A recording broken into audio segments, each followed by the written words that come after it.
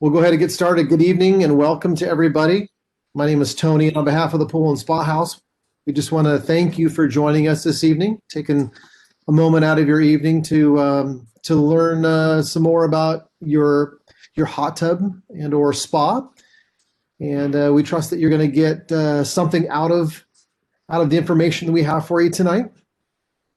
Just a housekeeping thing. Down in the lower right section of the presentation window, there is a little chat button. Feel free at any time during the information tonight to use that to ask questions. We'll keep an eye on that and monitor that. We will keep the mics muted just to avoid feedback and such for the presentation. So go ahead and use that chat function again for any questions that you might have. Okay, I think that is basically it. This is our first spa school webinar. I hope not to get used to this sort of mode of transportation, if you will, but it's what we have to work with right here and now in our in this moment in time. The Pool and Spa House has been partnering with BioGuard, SpaGuard for decades because of the quality of products that they are and because of the great people that stand behind the products. So we, as a pool and spa retailer, we're just so appreciative of the BioGuard, SpaGuard group. And tonight, our time is being hosted primarily by a longtime friend of the business of the Pool and Spa House. Randy Darby has been representing the BioGuard, SpaGuard line for many, many years, and certainly top notch in who he is and what he does. And so we're so appreciative of Randy. So Randy, without further ado, I will give it over to you. Great. Thank you. Thank you, Tony, and welcome everybody. Thanks for joining us tonight. We typically do a number of schools every year to help people with their pools and primarily pools in the past, but we've gotten a lot more questions since everybody's staying at home, how to use their hot tub properly, a little bit on troubleshooting, that type of thing. So we're going to keep this pretty simple tonight. I'm not a chemist or anything like that. We want to try and give you some information that'll help you enjoy your hot tub maybe a little bit more. And like Tony said, if you got a question, just put it up in the chat box and we'll answer as we go through. And please do ask questions. So with that, let's get started. And so this is kind of my agenda tonight. And Tony and I are going to kind of be splitting this up a little bit. I'm going to talk about really the water care side of things, how to maintain your hot tub from, filtration and cleaning and those kind of things. So I'm going to kind of cover the 6 keys to spa care. I'm also going to talk about, we get a lot of calls about some of the troubleshooting things that happen in a hot tub. What causes foaming and why is my water cloudy? And sometimes we'll see what's called water mold, little flakes that almost looks like dead skin or little pieces of almost looks like toilet paper, where we call that water mold. And sometimes we get discolored water where the water turns kind of a green tint or maybe even sometime a little bit of a brown tint. We'll talk about what causes that. And then we're going to talk, one of the other things we get a lot of calls about is cover care, because those covers that you all have on your hot tubs, those are pretty expensive, and we want to make sure that they last as long as possible. There are some cover lifts available that make it easier to take your cover on and off. We'll show you some pictures of those, and then a few other spa accessories that can make things a little bit easier for you. And so really my goal tonight, as far as the water care side of things, is we want to make sure that you're getting the type of water that you expect. The number one, probably first and foremost, we want to make sure that water is safe, that you and your family are getting in, that it's properly sanitized, it's crystal clear, it feels good on your skin, and you have a good experience using your hot tub. That's really the goal. And it doesn't really matter what kind of a hot tub you have. From a definition standpoint, the term hot tub really comes from that wooden hot tub that you see at the bottom of the screen there. That's the old wooden hot tub. There's still a fair amount of those out there. And then you've got, the portable spas. That's probably the predominant that we see in the top left-hand corner. Then you've got built-in hot tub slash spas in the top right. And then really in the last 5 years, there's been a pretty big influx of even more of a portable spa that you see on the bottom left. So the bottom line is whichever one of these that you have is we're going to treat the water pretty much the same in any instance. So my next slide, this is what we call the 6 keys to spa care, and I'm going to kind of run through these fairly quickly, not going to spend too much time on it, but when you look at how to maintain a spa properly, these are really all the things that you have to do. You need to make sure the pump is running properly and long enough. That's the circulation. We keep the filter clean. There's a few cleaning chores that we need to do. We'll talk about the water chemistry. We'll talk about how frequently you need to test the water and what the tests are. What are the most important tests that you're going to be testing for? And then towards the end, we'll talk about the frequency of draining and refilling, how often we need to drain and refill the hot tub and what kind of precipitates that. When do we know when it's time to drain and refill? So the first key is circulation. And when we talk about circulation, this is really the amount of time that the pump is running. And especially if you've got a hot tub slash spa that you've purchased really in the last 10 years, they really all have good circulation. If you've got maybe a little bit older hot tub, one of the keys that we always recommend is that the pump is running at least a couple hours a day. A lot of the new modern spas, a lot of them have a 24-hour circulation pump. That's perfectly fine, but at least a minimum of 2 hours a day that the pump is running. That ensures the water is being filtered, heated. The water care products that we're putting in are being distributed properly to make sure that we're killing any bacteria in the water, eliminating contaminants, and helping prevent problems. So this typically takes care of itself, but it is important that we're running that pump. And my slides are advancing here kind of by themselves. So that's the circulation. The other thing that I wanted to point out is aeration. And what the aeration is, if you're a new spa owner, this is when we're injecting more air into the jets. And a lot of spas have air controls on the top lip of the spa. In my next slide, I'll show what that looks like. But that, when you turn those on, that injects more air into the water, which is great. That's what gives the hydrotherapeutic massage. But it does tend to make the pH rise. So we recommend that whenever you're adding any of the chemicals, any of the water care products to the water, that the pump is on, but you turn the air controls off. And we want those off because especially if you're ever having to lower the pH, if you leave the air controls on, it kind of counteracts the pH adjusters that you're putting in. So again, anytime the chemical, you're adding any chemicals, make sure the air controls are off. And then on my next slide here, the little knob here that you see, it may not look exactly like this on your particular spa, but if you've got air controls on the top lip of the spa, you want to make sure those are off whenever you're adding any chemicals. And you also want to make sure that when you're done using the spa for the night, you turn those off as well. Because what happens is if you leave those on, that means that the spa is still going to be drawing outside cool air. And so now you're pumping in cool air that's going to make the heater have to work harder to keep the temperature up. So make sure you turn those air controls off when you're not using the spa as well. All right, so that was the first key, good circulation. The second key is to make sure that we've got good filtration. And I'm sure all of you have some type of a cartridge filter. There's a couple of different types out there. Most of them are a paper cartridge like you see in the slide here.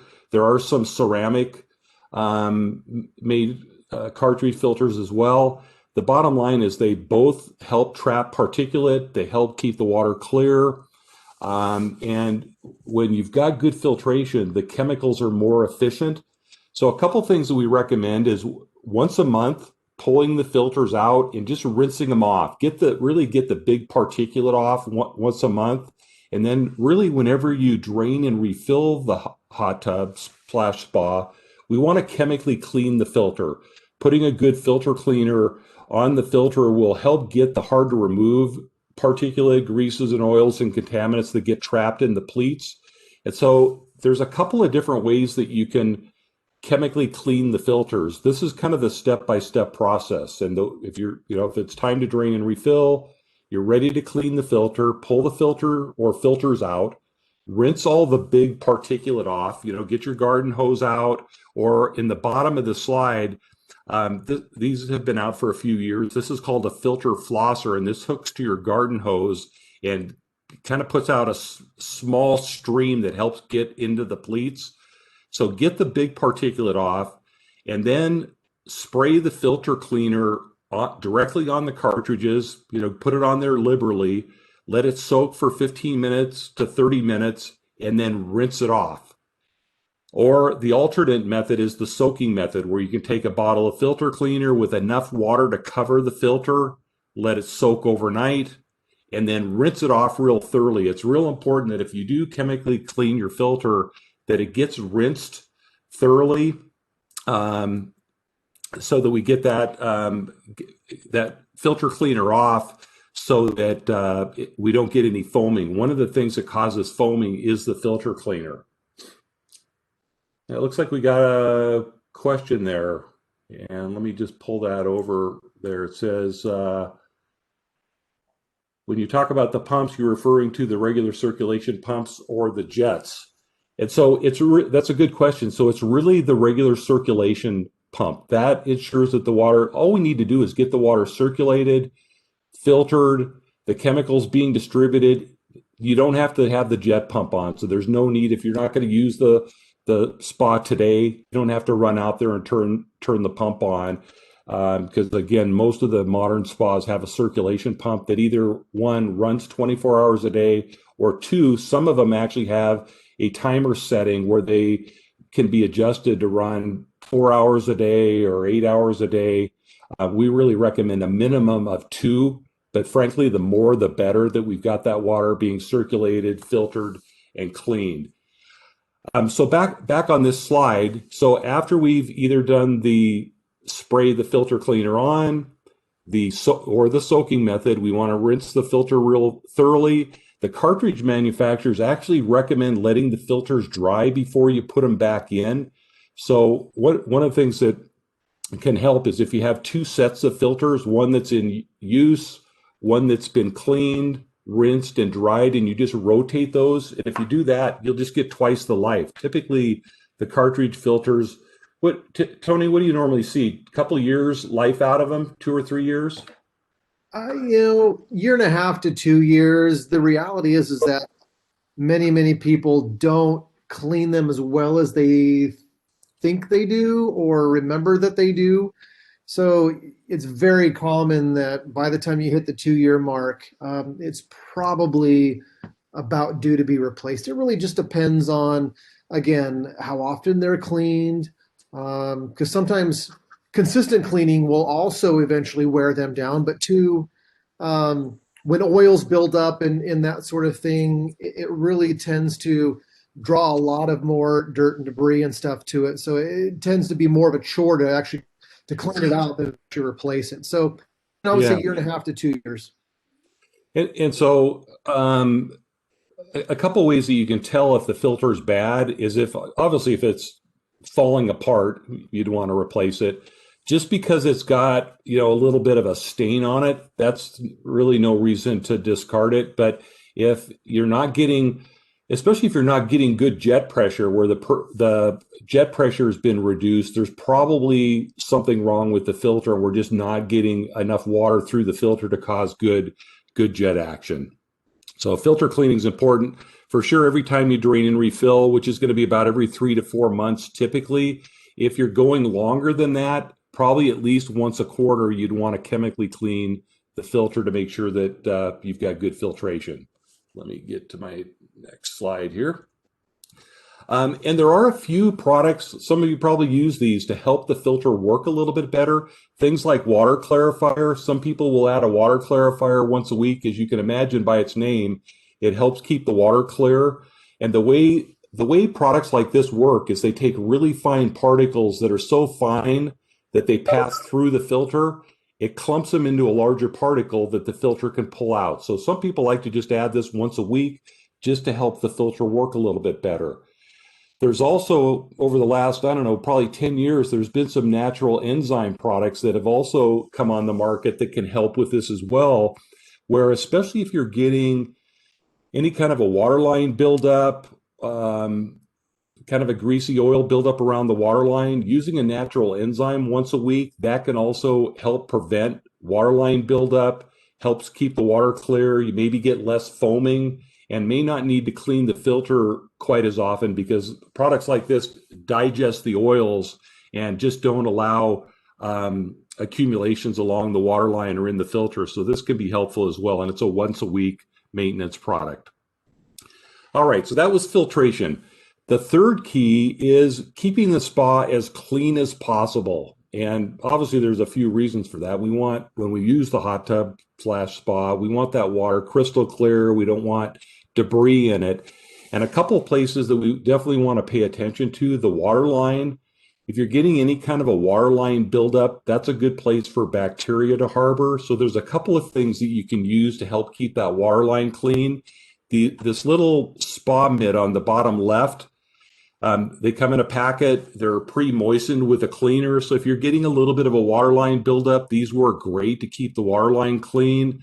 The product in the middle there, this off the wall, and there's a little scrub pad. That's a thicker liquid product that can be used as well. It's a little bit stronger. So if you've got a little bit harder to remove type debris, that might be a better way to go. There's a few other tools that you see up on the right, a little skimmer net. So if you've got debris floating on the surface, you want to keep that out. The picture on the right, that's a spa vacuum that you can basically suck the debris off the bottom of the hot tub. Because again, the cleaner that we keep it, the less chemicals you'll use as well, and less effect on water balance, that type of thing. So those are a couple things to help keep the spa clean. And so then finally, the chemistry piece. And so when we talk about maintaining good water chemistry, good water care, maintaining good water care will help a number of things. It'll help eliminate a number of things: corrosion of equipment, surface staining, discolored water, cloudy water, scale formation. When we talk about soaker discomfort, that's from things like bacteria causing a skin rash or the pH causing some skin or eye issues, that type of thing. So we want to maintain good water chemistry. And we kind of break the water chemistry into two areas: the water balance and then kind of our regular preventative maintenance. And I don't expect you guys, ladies, to be water chemistry majors, but these are kind of the three main factors: pH, total alkalinity, and calcium hardness. Those are really the main components of water balance. If you bring a water sample into the pool and spa house, they will test total dissolved solids. That's basically the amount of everything that's in the water, chemicals, spa user waste, that kind of thing. And it basically tells us if it's time to drain and refill. So we're going to look at each of these. The most important one is this one right here, the pH of the water. And if any of you remember from school, the pH is simply a scale. It tells us where on the pH scale our hot tub water is. The scale runs from 0 to 14. 7 is a neutral pH. Sometimes you hear about shampoos being pH neutral. It's the same scale. We just want our spa water slightly to the basic side of the scale, between 7.2 and 7.6. So when you use your test strips, or if you've got a test kit, that's what we're looking for. And it's kind of a pinkish red color on your test strips or on your test kit. That's the perfect pH. If it's lower than 7.2, we need to increase it with a pH increasing product. If it's above 7.6, we want to bring it down with a pH decreasing product. And one of the things that sometimes people get frustrated with is they get the pH in the proper range, and then a few days later, it's out of whack again. And the pH is really affected by a lot of different things. People getting in the spa, the different types of chemicals that we use. When, like I mentioned earlier, when the jets are on and the air controls are on, that tends to make the pH rise. The fill water, if you're on well water or city water, that can vary a little bit. Every source water has its own pH. And we just need to keep it in that 7.2 to 7.6 range. And it's pretty easy to do. If the pH is, like I said, if it's low, we add pH increaser, and on the back of the bottle, it will tell you how much to add based on the gallonage of your hot tub. So if if you moved into a house with a hot tub, make sure you know approximately how many gallons of water are in the hot tub. If you don't, at least if you come into the store, at least get the measurements of the dimensions of the hot tub, and we can calculate it pretty close for you as well. The other water balancing factor that we keep an eye on, that's, if you're using test strips, this is going to be on your test strips, is what's called total alkalinity. And what total alkalinity is, this is certain minerals that are in the water that buffer the pH, they protect the pH. And the ideal range is between 80 and 150. It depends a little bit on what type of sanitizer you're using, but that's kind of the general range. And just to give you an idea of where like Portland, Gresham city water is, it's typically pretty low in the 30 to 50 part per million range. So it's pretty common that when you drain and refill a hot tub, you're going to have to add some total alkalinity increaser. And what that does is that protects the pH so it doesn't fluctuate as much. There is the other product that's on this slide called Spa Century. This is another option to balance the pH. This is a liquid product that you can add every time you drain and refill, and it helps lock the pH in. So you've got a couple of different options here. If you're having a lot of trouble keeping the pH in balance, you might talk to one of the sales associates at the store about if Spa Century would be a good product for you to help keep the pH stable. In fact, when you first drain and refill a hot tub, this is the first water balancing factor that we will balance. It is the total alkalinity, because once this is in the proper range, the pH stays a lot more stable. And the beauty of this one is once you get this in balance, if you're draining every 3 or 4 months, you probably won't have to adjust this one again. It stays pretty stable.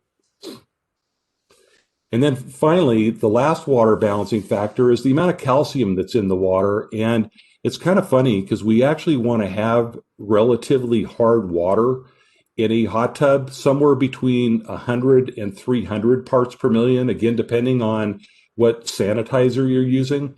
That's kind of the general range.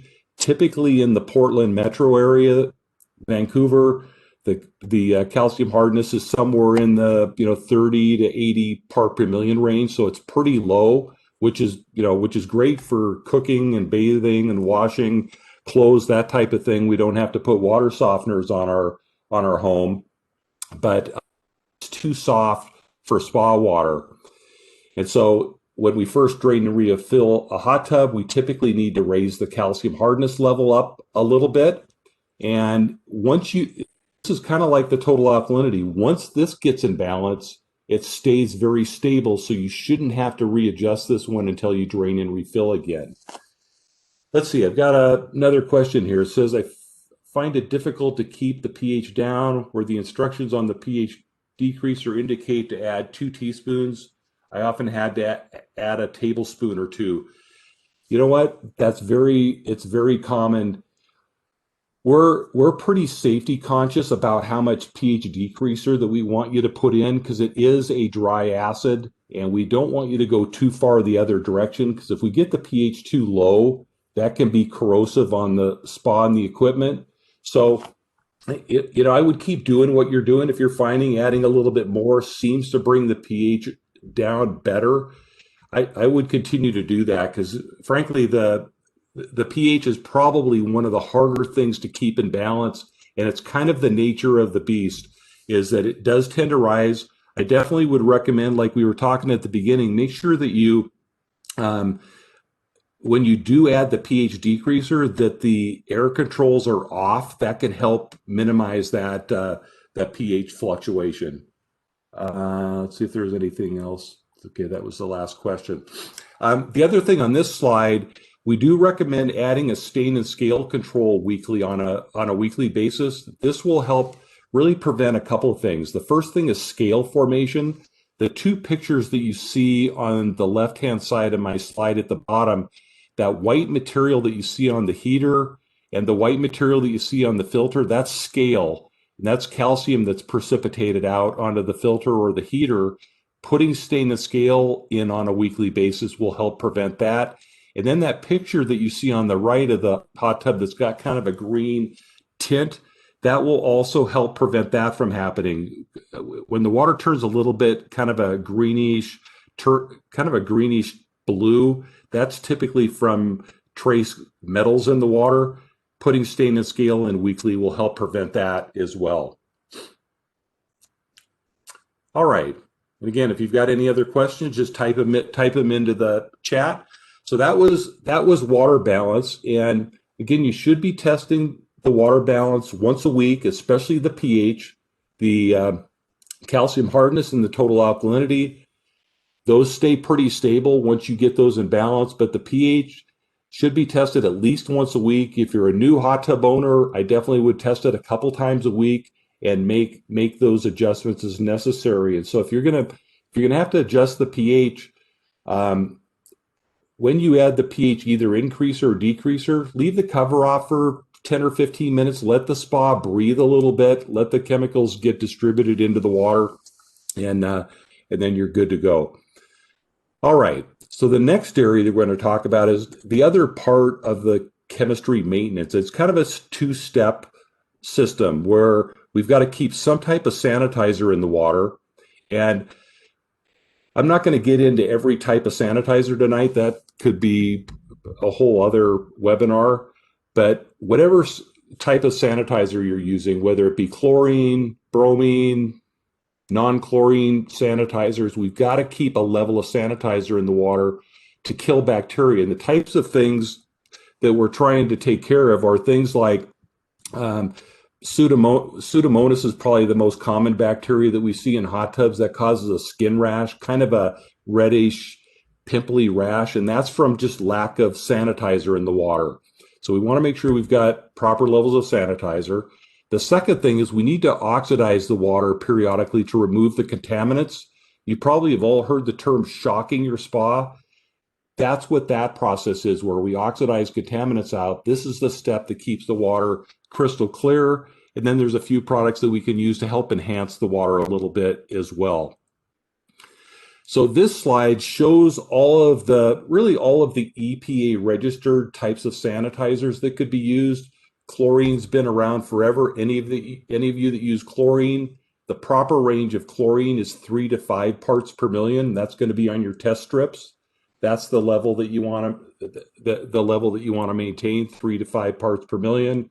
So whether you're using just granular chlorine, or if you've got a salt water system that makes chlorine, that's the level that you want to maintain.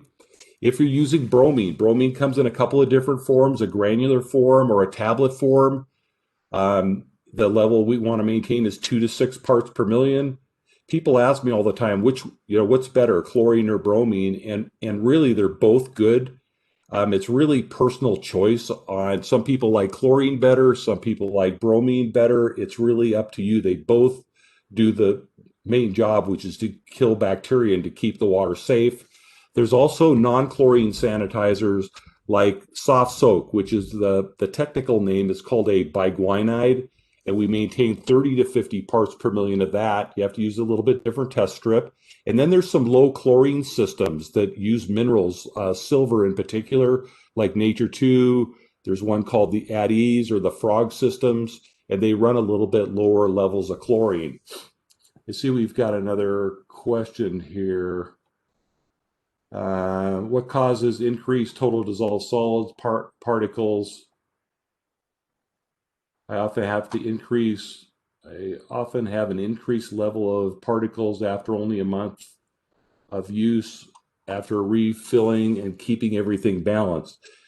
I definitely would bring a water sample into the store. That's pretty quick to get the total dissolved solid level up where it would cause that kind of particulate. I mean, typically unless you're using the spa, 3 or 4 people every day, I guess that could happen. But average spas typically don't only have to be drained every 3 to 4 months. I definitely, after a couple of weeks, bring a water sample in the store and have one of the sales associates test the TDS level to see how high it is. Just to give you some perspective, typically, if you were to test the total dissolved solids of just Portland, Gresham, Vancouver City water, it's going to be about 50 parts per million. When that level starts getting up around 1,500, 1,600, and you're having a lot of water quality issues, then it's time to drain and refill. But only after a month, that really shouldn't be causing a lot of particulate. I guess one of the other things to check would be to check the filter, because the filter should be pulling that particulate out. All right, so that's keeping sanitizer in the water. And again, if you've got any particular questions on sanitizers, please put them in the chat. Okay, so the second step is what we call shocking or oxidizing the water. And you've probably wondered what the heck that's about. Well, that's the process of removing contaminants from the water: perspiration, body oils, cosmetics, lotions, that type of stuff, all the stuff that we bring in to the hot tub. And we typically recommend shocking the spa once a week. And especially after maybe you've had a big party, you've had the family over for the weekend, you've used the hot tub Saturday and Sunday. Sunday night would be a good time to shock the spa to remove all the contaminants that people have put into the water. This is really the step that keeps the water crystal clear, helps the chlorine work most efficiently. And so there's a couple of different types of shocks that can be used. It does depend a little bit on what sanitizer you're using. If you use chlorine or bromine, these would be the couple of options that we have, either enhanced shock or spa shock oxidizer. There's a different shock that we'll use if you're using the soft soak system. But whatever sanitizing system you're on, pretty much all sanitizing systems, you have to shock the spa periodically. Some a little bit more often, some maybe not quite as often. But this is the step that really keeps the water crystal clear. So a couple things about shocking the spa. When you do shock the spa, you want to make sure you leave the cover off for about 15 to 20 minutes, because there is a chemical process that takes place where we actually oxidize contaminants out of the water, and they need to be able to gas off from the hot tub. So have the jets on, like we talked about earlier, leave the air controls off, and shock the spa, leave the cover off for 15 to 20 minutes to allow that oxidation process to take place. So especially, like I said, after you've had a heavy week or weekend of usage, make sure you shock the spa, because this is the step that gets rid of the contaminants and keeps that water crystal clear, which is, again, is the whole goal. All right, so those are the two main steps. And to enhance the water quality, a couple of these we've already talked about: adding the stain and scale on a weekly basis to prevent discolored water, scale buildup, adding the natural enzyme or even a water clarifier once a week. That can help keep the water extra clear, prevent waterline buildup, that type of thing. And then if you want to really take the water to the next level, we have a water enhancing product called Spa Complete that has some water softening agents. So especially if you get kind of dried out skin, this can help with that. It has a clarifier already built into it to help keep the water crystal clear. It has properties like the enzyme to keep the water line clean. And it also has a lavender and eucalyptus fragrance. This is a weekly maintenance product as well. So we really just covered all of the water chemistry, the balancing, sanitizing, and shocking. And then the way that you're going to tell it how well you're doing is basically in testing it. So whether you use a test strip or if you've got a test kit, we want to test it at least once a week. If you're a new spa owner, maybe a couple times a week. The two main tests that you want to keep an eye on are the pH and the sanitizer level. And if you're maybe a little bit new at this and need some help, bring your test kit or test strips into the store. Tony and any of his staff would be glad to show you how to use them, what they tell you, what to do if you're out of the proper range. They're pretty easy to navigate. The test strips do have an expiration date, so you don't want to use them too far past the expiration date. When you pull the test strip out of the vial, make sure your fingers aren't wet so that you get any moisture into the rest of the vial. That can hamper the accuracy of the test strips. And then if you ever, I definitely would recommend, if you've never brought a water sample into the store, to have especially your tap water analyzed. So Tony and his team can give you a printout of exactly what you need to do every time you drain and refill, kind of a recipe card. They do offer free computerized water testing. They need about a pint of water, preferably in a clean plastic container, and they can give you a computer printout of exactly what you need to do to get the water in perfect balance, especially when you're getting ready to drain and refill. It's nice to have that prescription sheet that'll tell you exactly what to do. So we've got another question here. I have a Frog inline bromine mineral cartridge. It's hard to know when the cartridge needs replacement. The bromine level always looks low. When I shock, it jumps up. Tony, any thoughts on that? Well, a couple things. On those bromine cartridges, there is an adjustment to it. So there's a setting that you can select to essentially go with the proper amount of water your tub has, so you get the proper dissolve rate. Usually it really depends upon usage and how much that bromine is reacting with. But I'd expect somewhere around 3 to 4 weeks out of a bromine cartridge, approximately. So they are difficult because they're in line, they're tucked away, and it's hard to know. But as long as you're shocking weekly and that bromine cartridge is set to the appropriate number, you should get about 3 to 4 weeks out of it. But it does require you to be testing regularly, as Randy has just talked about. Beyond that, it's just a feel. I mean, your tub, based on normal usage, you should see a pretty consistent pattern. But otherwise, there's really no other key indicators to tell you when it's out, unfortunately, with that particular style or system. All right, let's move on.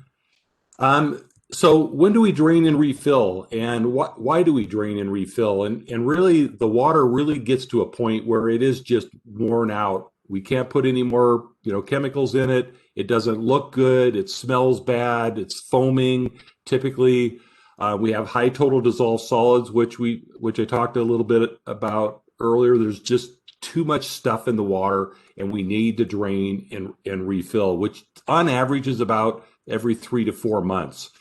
There is a mathematical formula that you can calculate approximately how often to drain and refill. Is you take the gallonage of your hot tub, you divide by 3, and you divide that by the number of people that use the spa per day. And so the example at the bottom, if you had a 400-gallon spa that's used by 4 people a day, and one thing to note, down at the bottom, the last two bottom bullet points, it says one bather equals one person for 15 minutes. That's how we calculate one basically spa user every 15-minute increment. So 2 people for 30 minutes would be considered 4 people. That's how we kind of come up with bathers per day. So some of you that don't use the spa that often, it might actually be, 1 person a day or a fraction of a person a day. But in this example, if actually 4 people used it, bathers a day, you take 400 divided by 3 is 133, and 133 divided by 4 people a day, approximately every 33 days you would need to drain and refill. And again, that's approximate. If you take, before you get in, you take a hot soapy shower and rinse off, you're not getting as many contaminants in the water. The water is going to last longer. And so that's really just a guide, just to give you an idea, like a well-run hotel, motel, pre-COVID days when people were going to the hotels and motels, typically a good maintenance person at a hotel would drain and refill the hot tub once a week because of the bather load. And so it really depends, if you're getting 3 or 4 months out, the water's looking kind of rough, it's probably time to drain and refill and start over again. Let's see, we got another question here.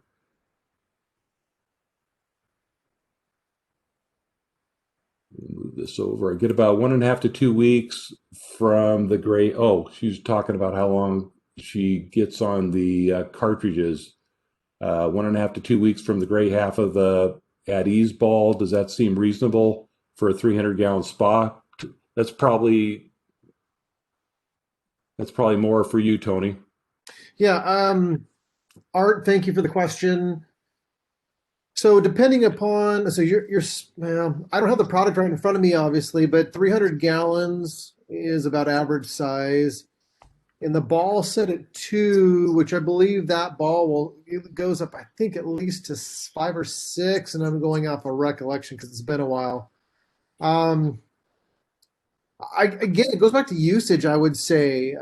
If you're using it daily and contaminants as such are reacting with it, again, really, usage has a lot to do with many things.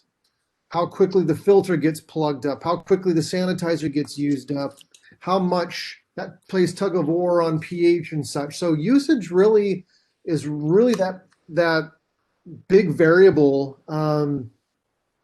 that may dictate that being used up sooner. So that would be the one thing, that'd be the one, question that I would have for you. It does seem to be a little quick in consumption, but then again, I would just assume that your tub gets used and enjoyed on a consistent basis. All right, let's keep going here. And so one of the things you can use if you are getting ready to drain and refill, and especially if you haven't done this before or it's been a while, you may want to do a system flush. This is a product that you put in when you get ready to drain and refill. It will clean the plumbing lines. And so the process of using this product, you pull your filters out and then you put this product in and run the pump for 15 to 20 minutes, and then you drain and refill. And this will clean basically the unseen buildup in the plumbing lines to help clear up the plumbing lines. So this could be good. I definitely recommend it at least once a year that you do some type of a system flush on your spa before you drain and refill. And then when you refill, this is kind of the step-by-step procedure. We get a lot of questions, what do I do on a refill? Now, one of the things that can really help, if you bring a water sample into the store, they can give you a prescription sheet of exactly what you need to do.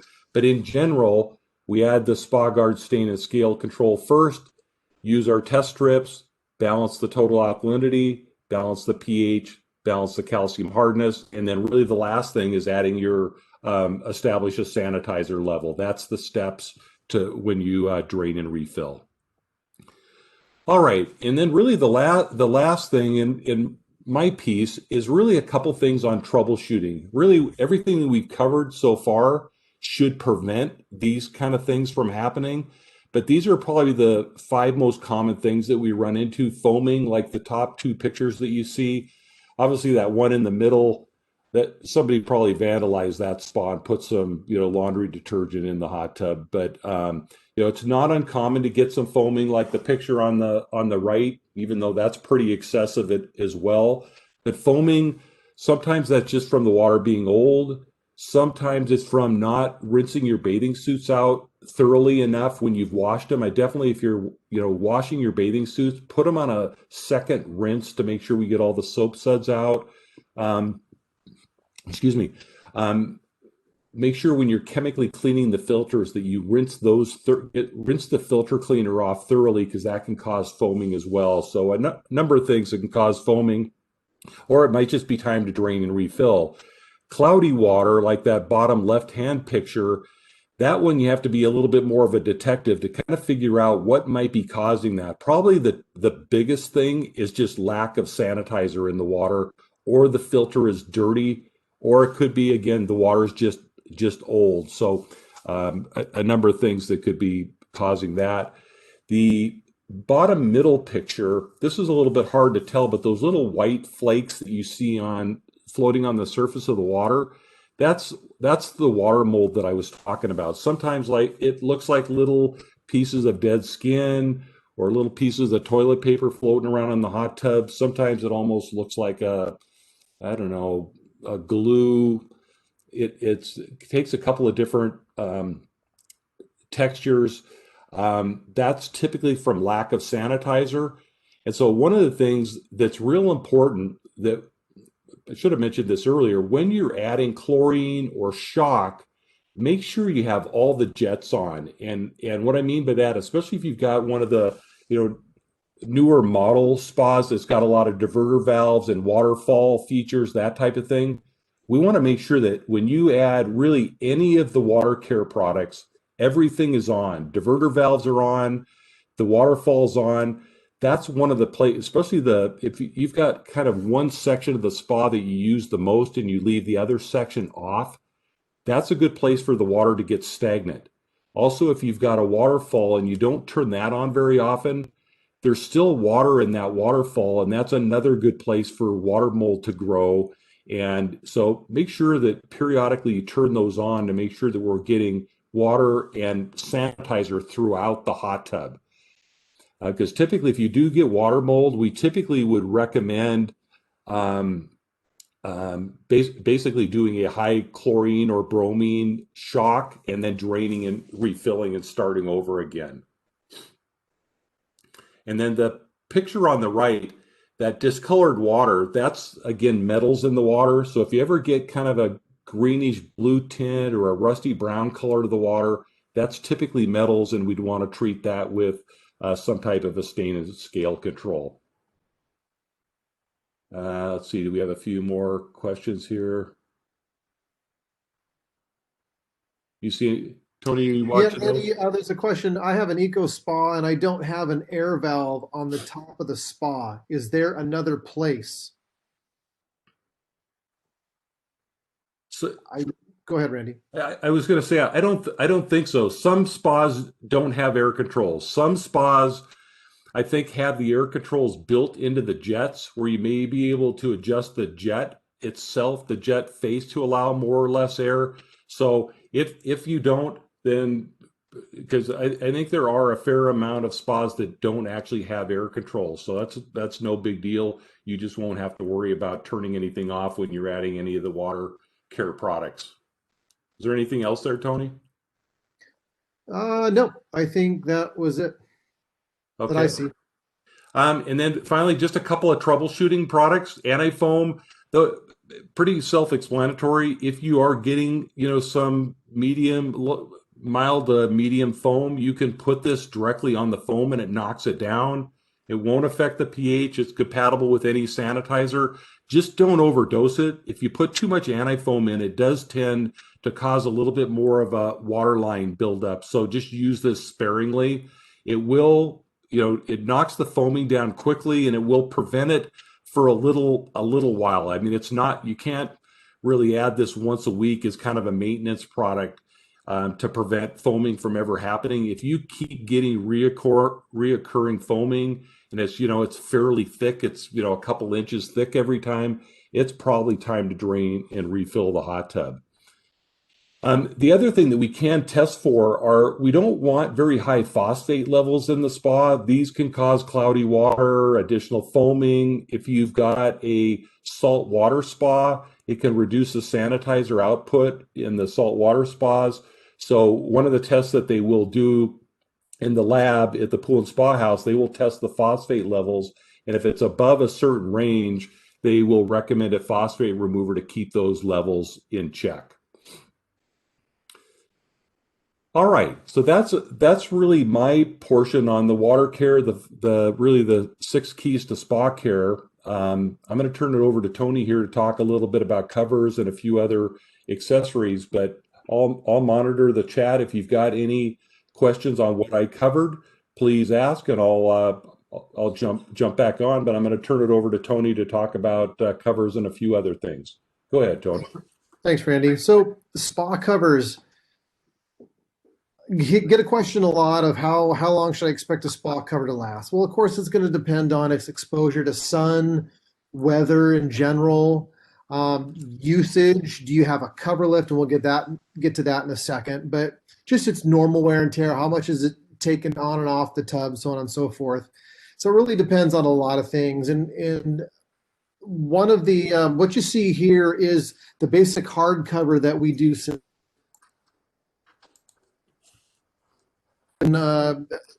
That's on just laying on top of a built-in sort of spa design. And in the upper right-hand corner, you've got just a typical portable above-ground hot tub with a cover setting on it. The covers at the Pool and Spa House sells, again, they're all custom made for your hot tub. Every single hot tub is a different design, different dimension, different radius corners. Some have pointed corners. So anyway, every tub is unique from the next. But the typical covers are going to be thicker in the center, and they will shed water off as they taper down to a thinner thickness on the ends of the cover.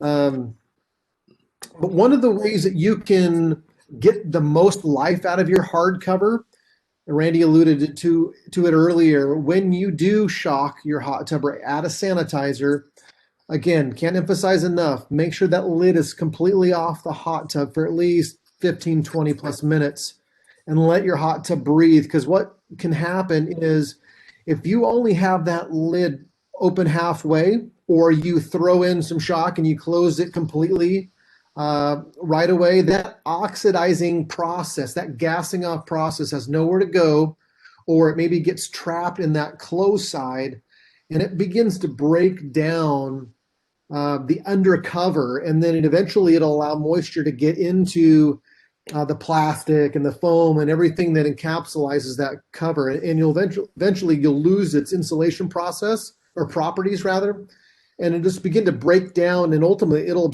absorb moisture, so you end up with a heavy cover that you can't even get off your hot tub anymore. So yeah, can't emphasize that enough. Make sure your hard cover is completely off and allow it to breathe. Hard covers have a great insulation process and insulating process, heat retention ability of themselves when they're laying nice and flat around the perimeter of your acrylic or whatever your hot tub is made of. So in of themselves, they're a good insulator. Some people like an extra layer of that, and Randy's got the pointer down in the lower right-hand corner, an example of what we call a solar blanket or a bubble cover. But that is a thicker piece of plastic that's flat on one side and has bubbles on the other side. You always want the bubbles down on the water, and you see how this cover is well fit to the hot tub. You want it cut. Essentially, it's material that you can cut with the scissors, but you essentially want that bubble cover to fit the contour of your inner hot tub as it's laying flat on the water. And you don't want it to come up the sides, because that will allow heat and moisture to come up the sides. You want it to, it's not going to seal per se, but you want it to, again, come up to the perimeter waterline edge all the way around. If your hot tub cover is broken, is starting to kind of wear and tear, this is a great way to provide an extra piece of insulation. Again, not required per se, but it's a great tool to have on hand. And again, when you're using the hot tub, you want to pull that completely off and get it off your hot tub, especially if there's kids around and such. It's just a good safety practice. If you are in need of a cover, the Pool and Spa House, again, will order those for you. They are, again, custom built for your specific hot tub. And right now, with the COVID world is greater delay on ordering those, but yeah, that's certainly something that we can do for you. And then there's an off chance that we might have one already pre-made that we've tucked away because maybe it was a mismeasurement or something like that. So there's a slight chance you might be able to get one sooner, but nonetheless, hard covers are an important key to keeping things out and keeping heat in. Yeah, Randy, go ahead and get the next slide. Go ahead. Hey, Tony, there was a question there. I think it's a good question about the upcoming snow, because this could play into the covers as well. You definitely, if you're going to get a number of inches of snow, probably want to keep that off of the cover so that it's not weighting it down so much. So I'd kind of watch that.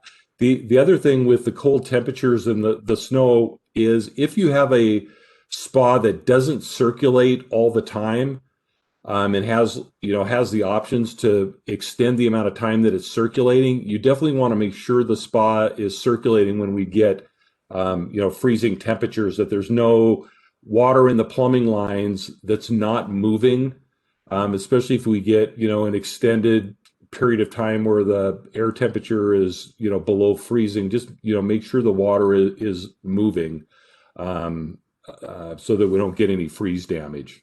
Yeah, and I would say that would go back to your comment earlier, Randy, about waterfalls. If you have a waterfall, water feature, make sure you're trickling that and running Yeah, that. yeah, good point. So the hardcovers that the Pool and Spa House sells, the 100% virgin vinyl does have some UV protectant properties to them, but this product, the 303 protectant spray, is an amazing extra layer of coverage, if you will, against the UV rays. This is better than Armor All, and we sell quite a bit of it year in, year out, and I highly, highly recommend it as an extra layer protectant of the hot tub cover itself. This is a product that you would clean, you would wipe down any dirt and grime off of your hot tub cover, and just you can spray it on a rag and apply it that way. But it will help against the fading and the cracking. A lot of the hot tub covers that we end up replacing, I go out and measure, and you see a lot of that, especially on the seam there, on the fold. You see a lot of typical cracking, and that will tend to even split apart the hot tub covers because they tend to pull apart there as well. And of course, it's like Armor All provides that kind of that slippery sheen on your dash. If you've experienced that, this will provide that in even better way with the snow and ice that we're looking at. It'll just help the clean off process even better. So great product, the 303 protectant.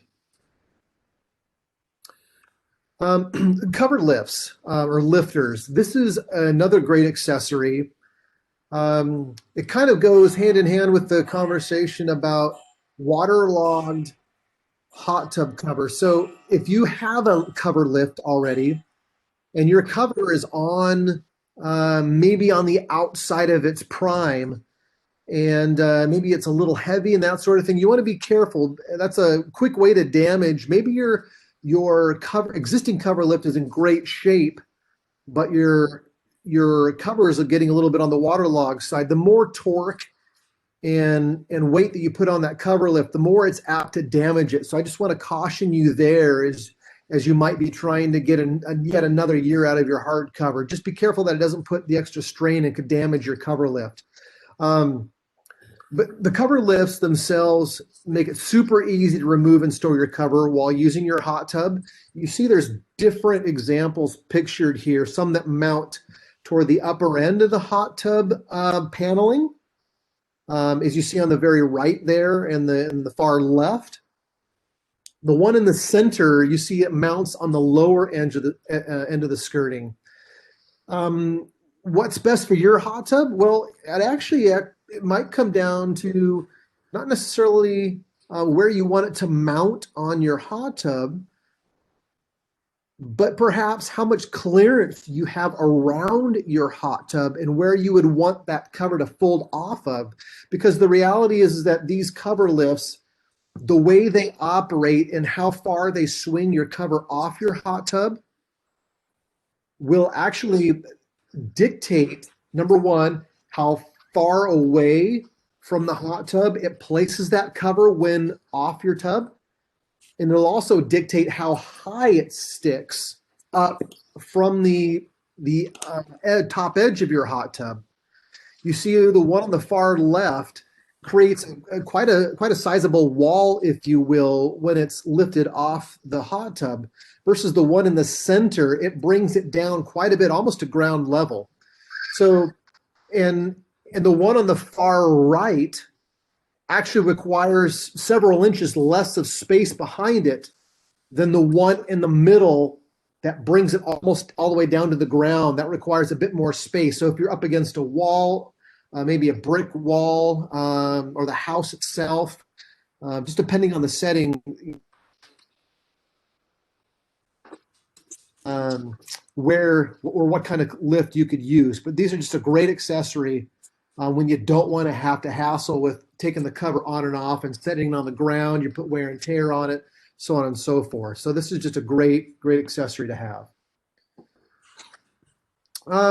Steps, railings, little tables, towel bars. These are also great accessories that you will find at any one of our pool and spa house stores. There's different styles of steps, for example. You see 3 examples here of what we call a 2-step. Some are made out of a really durable plastic. Others are made out of metal. So we just have different options based on what kind of sturdiness and support that you're looking for. The spa rails we have, for example, on the lower left there, you'll see a taller one that's mounted onto that 2-step step system there. So we have that style as well. And then you see the style that's kind of in the lower right, mounted to the hot tub itself, just like you saw the cover lifts. So there's just different ways to mount those support railings.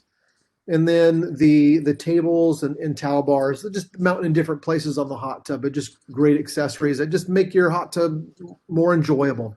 You want to set your nice cold drink and such somewhere flat and kind of out of the way, just a great thing to have. Kind of one of the most popular accessories that we sell, and we sell them on a daily basis, is the Spa Zazz, and we also sell an Inspiration brand. But spa fragrances are just another great additive to have near your hot tub. We have different options. The Spa Zazz has a great line called their RX therapies. They're arnica based, and these ones have just different therapeutic properties. They've got minerals and vitamins and such built into the construction of them to make them not only therapeutic but very healthy. They're pH neutral, so you don't have to worry about them adversely affecting your chemistry. And there's just a million different scents and stuff. So we encourage you to and recommend that you come into the store and just start, unscrewing the caps and taking a peek and see which ones might resonate with you. But we just encourage you to, as the old books I remember in kindergarten, the old scratch and sniff type thing. So you come in and you choose your fancy. But these are a great accessory to have for any hot tub to enhance your experience there. Randy, do we have anything else? Nope, I think that's it, Tony. Perfect. So again, thank you everybody for attending. We again hope that you got something out of the time together. We will have this posted on our YouTube channel in the coming days, so you can revisit it at any time. You see on the screen there all 4 of our store locations. We do have also our DropClick site. You could at any time shop on our website, thepoolandspahouse.com/shop, and you can make purchases. You can request them to be delivered with a minimum purchase, or you can select a curbside pickup in safe manner. We can deliver right to your. Give us a shout when you store. We'll have that ready. So that's just a convenient way to do business with the pool and spa house. And other ways that we can help you remain safe and comfortable in the process. So again, thank you for joining us. Randy, do you have anything else in closing? I don't, Tony, and I just want to also thank everybody for attending tonight. And please, if you ever run into some difficulties, have a question, call any of the 4 stores at the Pool and Spa House. They've got well-trained folks there that can really answer any questions. So we really appreciate your time tonight. So everybody stay safe. Thank you so much for attending our webinar, and we look forward to seeing you again in the store.